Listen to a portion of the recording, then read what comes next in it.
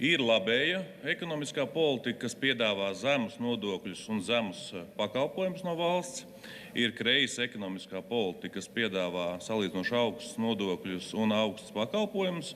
Tad ir centriskā politika, kas mēģina to izbalansēt pa vidu.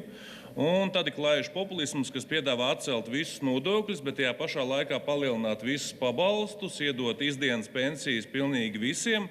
Tas ir Latvija pirmajā vietā priekšlikumu, katru nedēļu būtība, atcelt visus nodokļus, bet palielināt visus pabalstus, ieguldīt milzīgus līdzekļus. Tā nav godīga politika, tā ir populistiska politika kopumā. Jā, Šleserkungs to varētu labi zināt, Liepiņas kundze. Jā. Tālāk, ja es gribētu runāt par likumprojektu būtību, atgādinām, ka nekustamā īpašuma nodoklis 100% ir pašvaldību nodoklis. Viņš aiziet 100% pašvaldībām, kolēģi, un pašvaldības pašas var lemt līdz 90% piešķirt jebkādas atlaides, kaut 90% piešķirt vienīgajam mājoklim vai jebkam.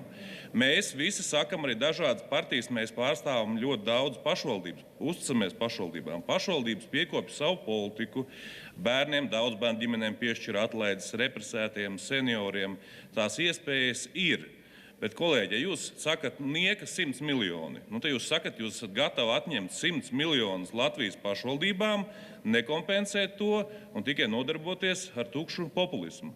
Šajā gadījumā, arī pieņemot šādu lēmumu projektu, tas nebūtu sociāli taisnīgi. Tas netiktu atlaides tikai tiem, kam to visvairāk vajag, bet arī villām, arī cilvēkiem, kam ir villas, milzīgi īpašumi, dārgi miljonu īpašumi, tas nav sociāli taisnīgi. Kolēģi, es saprotu, katru nedēļu no jums un no citiem populistiem nāks likumprojekti, kad atcelt visus nodokļus un dubultot visus pabalstus. Tā nav godīga politika. Godīga politika, ja jūs redzat, gatavi esat samazināt nodokļus, tad rādat, kur jūs arī esat gatavi samazināt izdevumus. Kolēģi, es aicinu šo populismu šoreiz noraidīt un uzticēties mūsu pašvaldībām, kas to var darīt.